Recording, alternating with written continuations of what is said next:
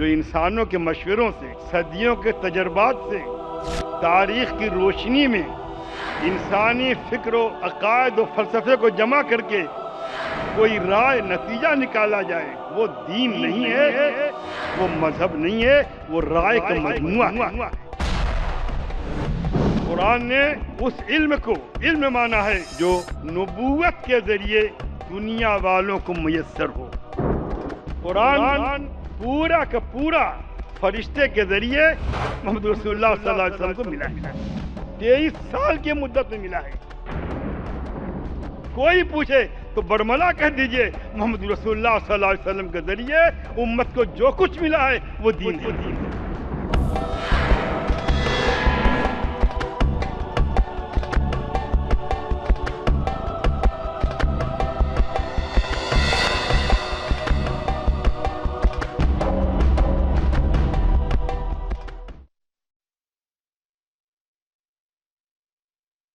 مذاہب کی تاریخ میں اور مذاہب کی زندگی میں تنہا اسلام وہ مذہب ہے جہاں حلال ہے، جہاں حرام ہے، جہاں جائز ہے، جہاں ناجائز ہے، جہاں ممنوعات ہے، جہاں محظورات ہیں، جہاں احکام ہیں، جہاں موانع ہیں، اسلام منع کرتا ہے۔ اسلام نے جانوروں کی طرح انسان کو زمین پہ چھوڑ نہیں دیا ہے، اسلام نے انسان کو پابند کیا ہے۔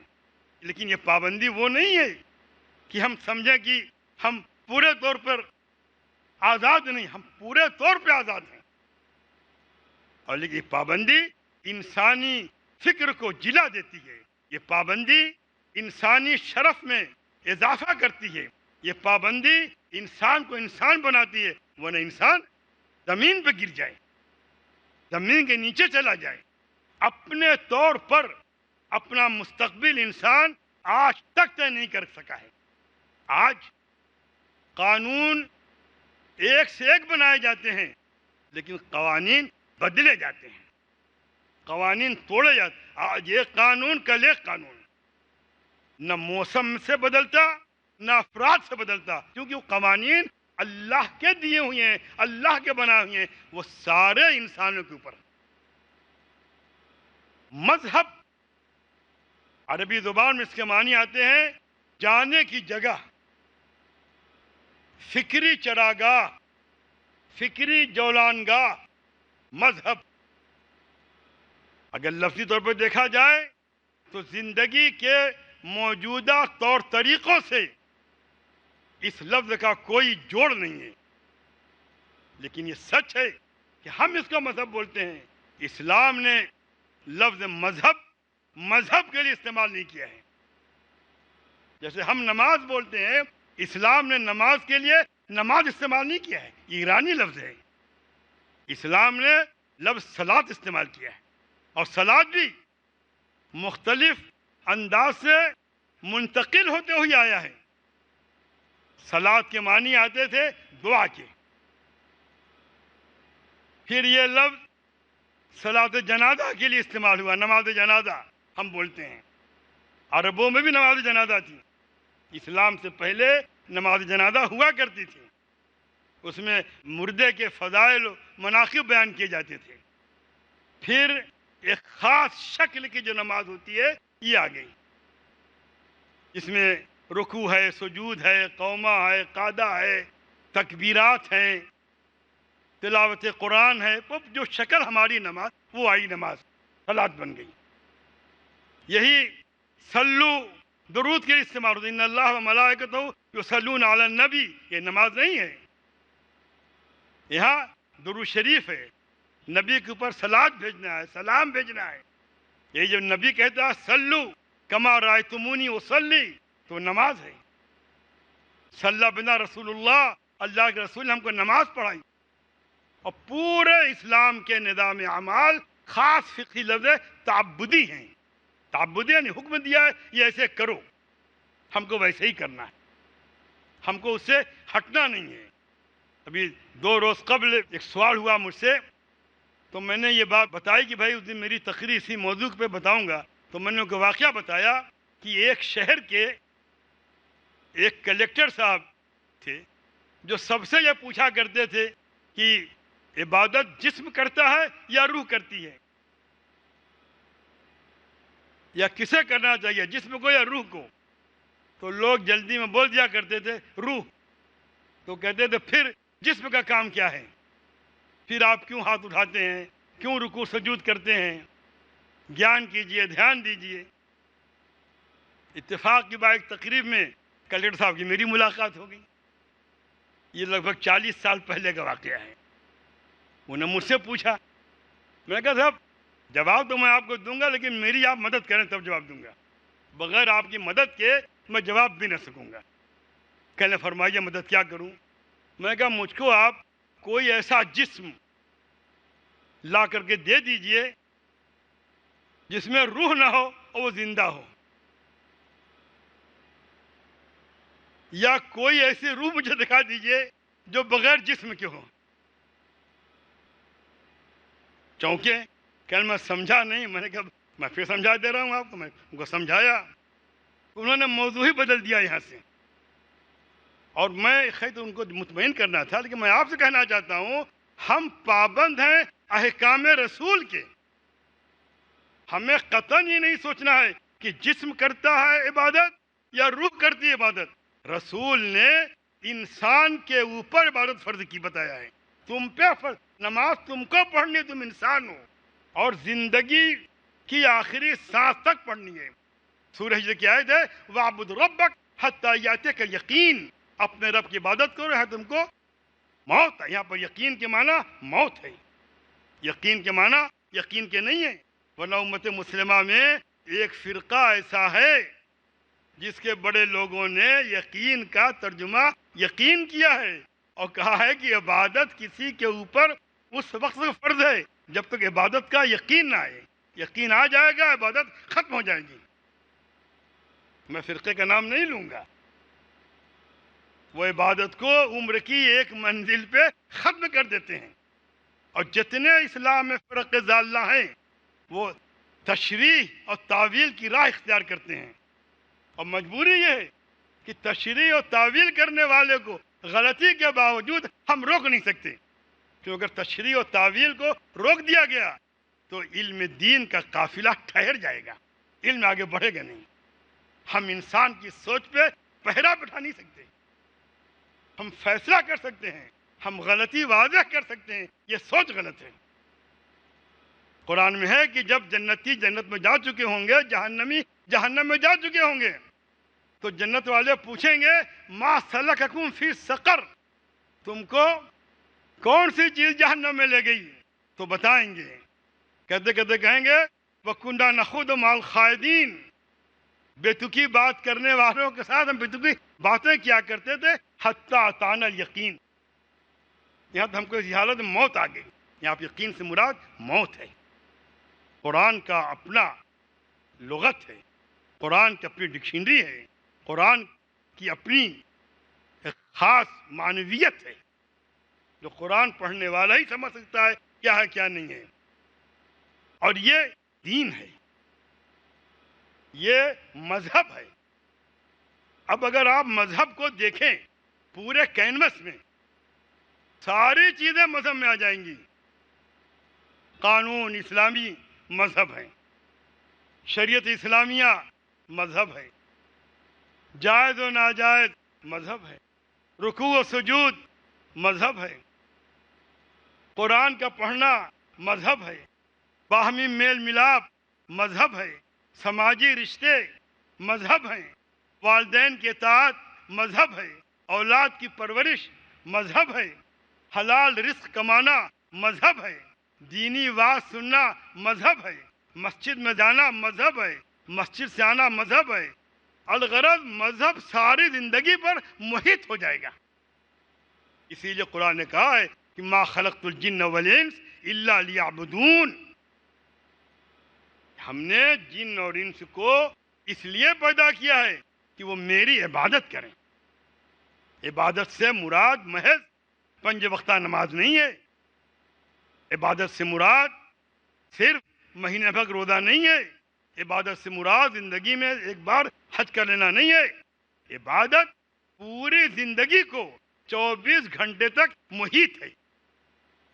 اور محیط ایسے ہے کہ خدا کی رضا اور اس کی مرضی کے مطابق جو کام کیا جائے گا وہ عبادت ہے، وہ دین ہے۔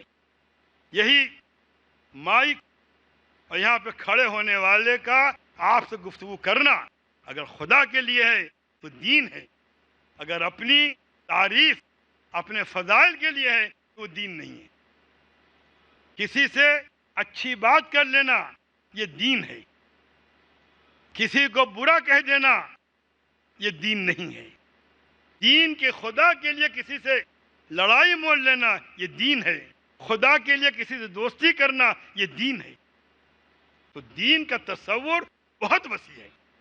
حدیث پاک میں آتا ہے، دیکھیے دنیا میں کون ایسا ہوگا جو اپنے بیوی بچوں کے اوپر خرچ نہیں کرتا ہوگا۔ حضور پاک صلی اللہ علیہ وسلم فرماتے ہیں کہ اگر تم شریعت کے مطابق اپنی بیوی کے منہ میں لقمہ ڈالو تو تم کو صدقے کا اجر ملے گا۔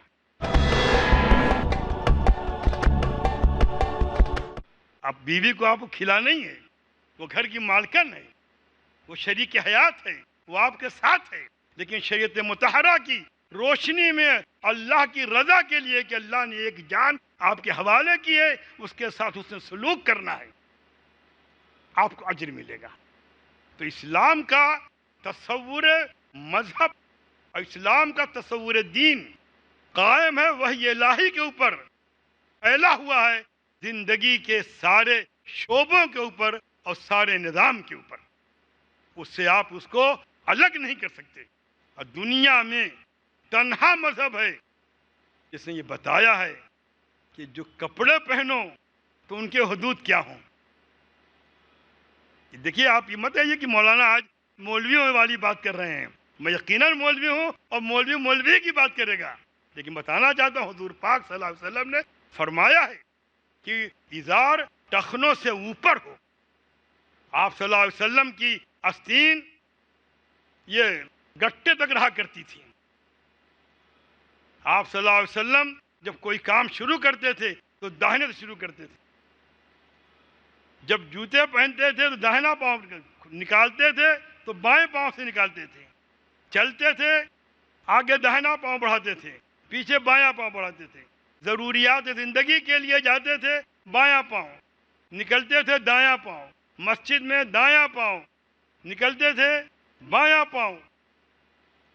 یہ چیزیں بظاہر آپ کو بہت معمولی دکھیں گی لیکن معمولی نہیں ہے، یہ ایک ایسا فکر پیدا کرتا ہے انسان کے اندر کہ اس کا انسان محسوس کرتا ہے وہ کہاں پہ کھڑا کیا سوچ رہا ہے۔ اصحاب رسول صلی اللہ علیہ وسلم اس معیار پہ تھے کہ وہ یہ نہیں دیکھتے تھے کہ دنیا کیا دیکھنا چاہتی ہے اور دنیا کیا چاہتی ہے، وہ یہ کرتے تھے کہ اللہ کیا چاہتا ہے اور رسول نے کیا بتایا ہے۔ اگر رسول کی اطاعت ہو گئی تو سمجھتے تھے کہ دین ہے اور نجات ہے، اور رسول کی اطاعت نہیں ہوئی تو پھر ان کے لیے کوئی چیز قابل قبول نہیں ہے۔ تاریخ میں ایسے بے تحاشا واقعات ہیں، سینکڑوں نہیں ہزاروں نہیں لاکھوں واقعات ہیں صحابہ کی زندگی میں جنہوں نے رسول کی سنت کے سامنے دوسروں کے طور طریقوں کو نظر انداز کر دیا۔ مسلمان کے لیے اس لیے کہا گیا تھا ما آتاکم الرسول فخذوہ، رسول دے دے جو دے وہ لے لو۔ رسول کا پہناوا، رسول کی غذا، رسول کا اٹھنا بیٹھنا، رسول کا چلنا پھرنا، یہ سب دین ہے۔ یہ نہ سمجھا جائے کہ یہ حکم نبی کی زندگی میں تھا کہ اس کے سامنے نبی کی بول پر اپنی بول اونچی مت کرو، وہ یہ حکم آج بھی نافذ ہے۔ اب آپ پوچھیں گے آج نبی کہاں بول رہے ہیں؟ آپ کو جواب ملے گا محدثین نے کتب احادیث میں نبی کی باتیں جمع کر دی ہیں۔ اب نبی کی بات آ جانے کے بعد کوئی یہ کہے میں یہ سوچتا ہوں، میں یہ سمجھتا ہوں، یہ نبی کی بات کے اوپر اپنی بات کو اونچی کرنا ہے، یہ نبی کی تردید ہے۔ بہت سے لوگ مجھ سے مختلف سوال کرتے ہیں، میں ان سے ایک ہی بات کہتا ہوں کہ آپ جو تشریح کر رہے ہیں ہم اس کو غلط نہیں کہتے نہ تردید کرتے، آپ نے صحیح سمجھا ہے، لیکن میری ایک بات کا جواب دے دیجئے، ایک تشریح اس آیت کی محمد رسول اللہ صلی اللہ علیہ وسلم نے فرمائی ہے اور ایک آپ کر رہے ہیں. اب آپ مجھ کو بتائیے میں ان کی مانوں تشریح یا آپ کی مانوں؟ میں اس مجمع میں یہ فکر دے کے جانا چاہتا ہوں کہ ایسی باتوں کے کرنے والے تکلیف دہ ہوں یا نہ ہوں ان کا مسئلہ ہے، لیکن آپ کا مسئلہ یہ ہے کہ آپ صرف یہ دیکھیے کہ رسول اللہ صلی اللہ علیہ وسلم نے اس آیت کو کس طرح لیا ہے، اس مسئلے کو کس لیا ہے. اور رسول کے بعد کوئی تشریح قابل قبول نہیں، کوئی شرع قابل قبول نہیں، وہ حرف آخر ہے. ان کے اصحاب کی تشریح حرف آخر ہے، ان کی بیویوں کی تشریح حرف آخر ہے. میں آپ بتا دوں، بہتوں کو میری رات شاید اتفاق نہ ہو، آیت حجاب کا مسئلہ لے لیجئے جو آج بڑا ایک موضوع بن گیا ہے، مسلمان عورت کا حجاب. آسان سی بات ہے کہ حضور پاک صلی اللہ علیہ وسلم کی پاک بیویوں نے اس آیت کو کیسے لیا، وہ کیا طریقہ اختیار کرتی تھی، ان کے عہد کی بیگمات نے اس آیت کو کیسے لیا، ان کا طریقہ کیا تھا حجاب کا. اگر وہ طریقہ مل جاتا ہے تو دنیا کے دانشوروں کی تشریح اپنی جگہ پہ، ان صحابیات کی تشریح اول ہے، مقدم ہے، حرف آخر ہے. دین جس چیز کا نام ہے یہ اپنے ساتھ بہت سی ایسی چیزیں لے کے چلتا ہے جو بظاہر نہ بولنے میں آتی نہ لکھنے میں آتی لیکن سمجھ میں آتی ہیں. جب آدمی دیندار ہو جاتا ہے، جب آدمی دین لے کر کے چلتا ہے تو اس کی حیثیت جانتے ہیں کیا ہوتی ہے، اس کا معیار کیا ہوتا ہے؟ وہ امت مسلمہ کی زبان بن جاتا ہے. جو وہ بولتا ہے پوری امت سمجھتی ہے یہ میری بول ہے، اور جو نہیں سمجھتے افراد وہ یہ سمجھتے ہیں ہم کو یہی بولنا ہے کہ یہ بول چکے ہیں. آج ہندوستان نہیں، دنیا کے مسلمانوں کی بدقسمتی یہ ہے کہ ایک فرد بھی ایسا پیدا نہیں ہو سکا جو امت کی زبان بن جائے، جس پہ کہا جا سکے یہ امت کی زبان ہے. ہم اللہ سے دعا کرتے ہیں کہ اللہ ایسے افراد کو پیدا کر دے جو امت کی زبان بن جائیں، ان کا کہا امت کا کہا ہو جائے، جو دین کی ترجمانی کریں. حضرت عطا بن ابی رباح رحمۃ اللہ علیہ کے بارے میں آتا ہے، جب وہ مکہ مکرمہ میں آ جاتے تھے یا مدینہ منورہ میں تو حکومتی سطح پہ اعلان ہوتا تھا کہ عطا بن ابی رباح کے سوا اب کوئی فتویٰ نہیں دے گا، جو وہ کہیں گے اسی پہ عمل ہوگا. اور سارے مفتیان اور سارے علماء کو خاموش کر دیا جاتا تھا. عطا بن رباح کی بات چلتی تھی، کوئی ان پہ شک نہیں کرتا تھا. ہندوستان کی خوش قسمتی ہے کہ یہاں بڑی بڑی شخصیات پیدا ہوئی ہیں. شاہ ولی اللہ رحمۃ اللہ علیہ وہ آخری فرد ہیں جنہیں امت کی زبان کہا جا سکتا ہے، جنہوں نے ہندوستان میں حجت اللہ البالغہ جیسی اہم کتاب لکھ کر کے دے دی، جس کتاب کے بارے میں آج بھی طے نہیں ہو پا رہا ہے کہ علوم کے کس خانے میں اس کتاب کو رکھا جائے. اتنی گراں قدر کتاب. ہندوستان میں امت مسلمہ کے عہد زوال کی خصوصیت یہ ہے کہ باکمال شخصیتیں پیدا ہوئیں عہد زوال میں، جو کہ دنیا میں کسی بھی مملکت کے عہد زوال میں ایسی قداور شخصیتیں پیدا نہیں ہوئی ہیں. شاہ ولی اللہ پیدا ہوئی ہیں، آگے آگے شاہ عبدالعزیز پیدا ہوئے ہیں، اور یہ وہ لوگ تھے جو دین پہ کام کرتے تھے. ان کے نزدیک اصل چیز دین تھی، اللہ کے دین کو سربلندی حاصل ہو جائے. اور سربلندی خطابت سے نہیں آتی، قلم سے نہیں آتی. سربلندی آتی ہے جس طرح سے رگ و ریشے کے اندر خون دوڑتا ہے وریدوں میں، ایسے دین دوڑے. جب دین رگوں میں دوڑے گا تو انسان دین بولے گا، انسان دین پہ عمل کرے گا. قرآن نے مذہب کا ایسا جامع تصور دیا ہے جس میں ہر وہ چیز آ گئی ہے جس میں نیت ایسی ہو جو مکمل اخلاص پایا جاتا ہو، جو وحی الہی کے اوپر مبنی ہو، کتاب و سنت کی اساس کے اوپر قائم ہو. اسی لیے حضور پاک صلی اللہ علیہ وسلم نے فرمایا تھا ترکت فیکم امرین لن تضلوا ما ان تمسکتم بہما کتاب اللہ و سنتی. لوگوں میں تمہارے بیچ دو چیزیں چھوڑ کے جا رہا ہوں، تم جب تک اس کو مضبوط پکڑے رہو گے گمراہی قریب نہیں آئے گی. ایک اللہ کی کتاب اور ایک حضور پاک صلی اللہ علیہ وسلم کی سنت. سنت تو وہ ہے جس کو محدثین نے حدیث کی کتابوں میں، حدیث کے مجموعوں میں جمع کر دی.